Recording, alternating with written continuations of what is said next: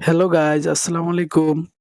আজকে আমরা এসেছি বগুড়া মহাস্থানগড় বেহুলা লক্ষিন্দরের বাসর ঘরে।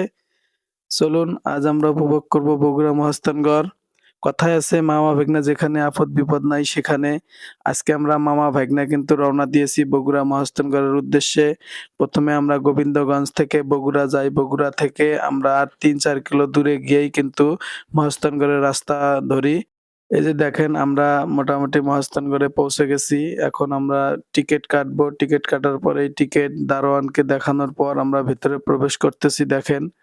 আ দেখেন কত সুন্দর মহাস্থানগড়ের এই সিনারিটি। আমরা আপনাদের আজ মহাস্থানগড়ের সম্পূর্ণ ভিডিওটি তুলে ধরবো এই ভিডিওতে। তো আপনারা দেখতে পাচ্ছেন কিছু পর্যটক এখানে গাড়ি নিয়ে এসেছে। তারা গাড়ি রেখে কিন্তু ভিতরে প্রবেশ করেছে। আমরাও দেখেন ধীরে, ধীরে ভিতরে প্রবেশ করব। এই দেখেন ভাগ্না আমার ১ম এই বাস দেওয়ার চিন্তা ভাবনা করছে। সে ১ম এই গিয়ে আগে দোকানদারের সাথে মোলাকাত করলো। এই দেখেন বেহুলার বই আছে। তো আমরা কিন্তু এখন ভিতরে প্রবেশ করলাম। বগুড়া মহাস্থানগড়ের বেহুলা লক্ষিন্দরের এই বাসর ঘরটি আমাদের বাংলাদেশের একটি ঐতিহ্যবাহী এবং ঐতিহাসিক একটি স্থান। এই স্থানটিতে প্রতি বছর হাজার হাজার দর্শকরা আসে এই জায়গাটি দেখার জন্য। সবাই বেহুলা লক্ষিন্দরের বাসর ঘর দেখার জন্য কিন্তু এই জায়গাটিতে আসেন। তো আমরাও আজকে এসেছি এই বগুড়া বেহুলা লক্ষিন্দরের বাসর ঘরে।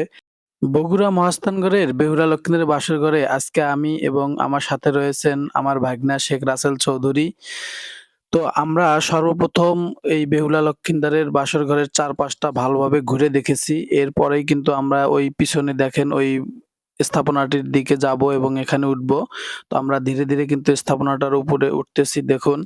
এখানে কিন্তু খুব সাবধানে উঠতে হবে। কারণ বর্ষাকালে এই জায়গাগুলো অনেক পিচ্ছিল থাকে এবং মাটি কিন্তু লাল মাটি। আপনারা খুব সাবধানতার সহিত কিন্তু উঠবেন। তো চলেন আমরা এখন একদম সর্বোচ্চ চূড়ায় যাবো। আর একটি মাত্র সিঁড়ি উপরে উঠলেই কিন্তু আমরা চূড়াতে যেতে পারবো। তো ভিউয়ার্স আপনারা দেখুন এখানে কিন্তু অনেক পর্যটক এসেছে আজকে। তো আমরাও কিন্তু ধীরে, ধীরে এখন চূড়ার দিকে যাচ্ছি। তো আমার ভাগ্না এবং আমরা উপরে উঠলাম এবং এখন আমরা দেখব যে কোন জায়গাটিতে বেহুলা লক্ষিন্দরের বাসর ঘর ছিল। আসলে এখানে দেখার মতো এই বেহুলা লক্ষিন্দরের বাসর ঘরটি ছাড়া আর তেমন কিছুই নেই। আর এই যে পুরাতন স্থাপনাটি এটি আমাদের কিন্তু ঐতিহ্য বহন করে। বাংলাদেশের প্রাচীন স্থাপনাগুলোর মধ্যে বগুড়ার মহাস্থানগড়ের এই বেহুলা লক্ষিন্দরের বাসর ঘর একটি অন্যতম স্থাপনা। প্রতি বছর হাজার হাজার বিদেশি পর্যটক ও দেশি পর্যটক এই স্থাপনাটি এসে ঘুরে যান, যা বাংলাদেশের অর্থনীতিতে গুরুত্বপূর্ণ ভূমিকা পালন করছে। এই স্থাপনাটি কিন্তু অনেক সুন্দরভাবে সাজানো হয়েছে। এর নিচেই কিন্তু ফুলের বাগান। এই ফুলের বাগানগুলো উপর থেকে দেখতে অনেক সুন্দর লাগে এবং দেখেন এখানে এই বেহুলা লক্ষিন্দরের বাসর ঘরে কয়েকজন মহিলা কিন্তু প্রবেশ করেছে। আমরা একটু আগেই দেখতে পেলাম। তো আমরাও কিন্তু ওই জায়গাটিতেই যাব। মূলত এটি সেই বেহুলা লক্ষিন্দরের বাসর ঘর। মহাস্থানগড়ের এই স্থাপনাটির উপর থেকে নিচটা দেখলে আপনার মন একদম জুড়িয়ে যাবে। দেখেন কত সুন্দর একটা সিনারি।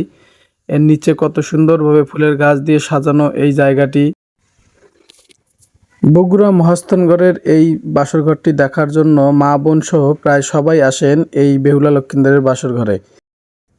আমরা এই মুহূর্তে প্রবেশ করব সেই বেহুলা লক্ষিন্দরের বাসর ঘরে, যে জায়গাটি দেখার জন্য আমরা এত দূর থেকে আজকে এখানে এসেছি। তো ভিউয়ার্স আপনারা দেখুন আমি কিন্তু অলরেডি এর ভিতরে প্রবেশ করেছি। এটি ছিল সেই বেহুলা লক্ষিন্দরের বাসর ঘর। জায়গাটি অত্যন্ত ছোট একটি জায়গা, যার ভিতরেই কিন্তু বেহুলা লক্ষিন্দরের বাসর ঘরটি সাজানো হয়েছিল। হ্যালো গাইস, আমরা এখন এই বেহুলা লক্ষিন্দরের বাসরঘর থেকে নেমে যাব। আপনারা আমাদের সাথেই থাকুন। এই দেখুন আমরা কিন্তু এই সিঁড়িগুলো দিয়ে ধীরে ধীরে নেমে যাচ্ছি নিচের দিকে।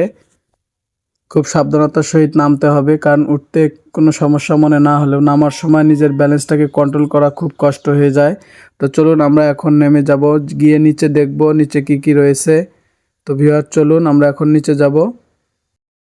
নিচে গিয়েই একজন ভাইকে দেখতে পাই, সে মনে হয় বাঁশি বিক্রি করে ছোট বাচ্চাদের জন্য। তো আমরা তার সঙ্গেও একটু কথা বলে নিব, চলেন। তো চলুন আমরা তার কাছে একটু শুনবো এই বেহুলা লক্ষিন্দরের বাসর ঘরের সব খুঁটিনাটি আমরা তার কাছে শুনবো। ভাই কেমন আছেন? আলহামদুলিল্লাহ, আমি ভালো আছি। আপনারা কেমন আছেন? ভালো আছেন? হ্যাঁ আছি ভালো। মোটামুটি আপনাকে স্ট্রেঞ্জার স্ট্রেঞ্জার লাগতেছে। তো আমার ভিউয়ার্সদের উদ্দেশ্যে কিছু বলেন, এই বেহুলা লক্ষিন্দারের বাসর ঘর সম্বন্ধে?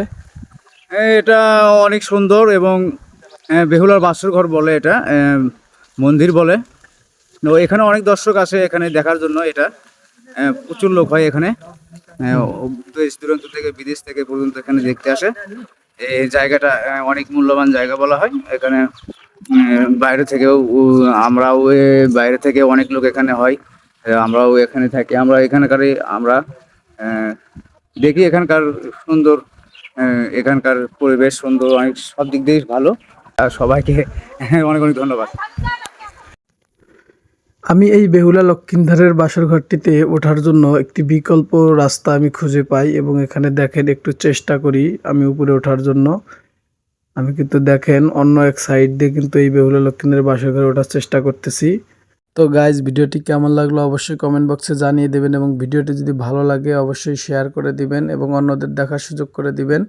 তো সবাই ভালো থাকবেন, সুস্থ থাকবেন। আজকে এই পর্যন্তই। আল্লাহ হাফেজ।